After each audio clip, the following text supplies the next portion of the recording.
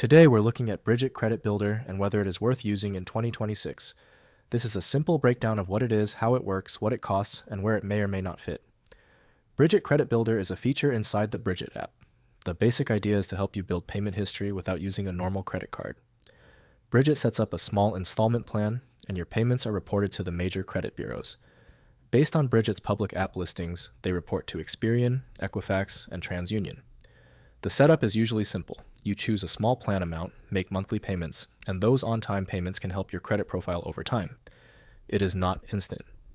Like any credit building tool, results depend on your full report, your payment consistency, and your current score history. One thing people like is that Brigit says there is no hard credit pull to start this feature. That can matter if you are trying to avoid hard inquiries. Also, this is not designed like a rewards credit card, so do not expect cashback points or travel perks. This is mainly a credit building product. Now the important part, cost.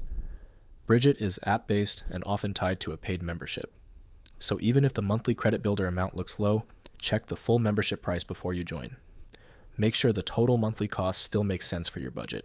Who is this best for? Usually beginners, people rebuilding credit, or anyone who wants a structured, low-friction way to add on-time payment history. Who is it not for? People who already have strong credit and want rewards, or people who cannot commit to monthly payments. Final take. Brigit Credit Builder can be useful if your goal is credit history, not perks. Read the fee details, pay on time every month, and treat it as a steady long-term tool, not a quick fix. Before signing up, compare it with alternatives like Kickoff, Self, Chime Credit Builder, and secured cards. Pick the option with the lowest total cost and easiest payment routine overall.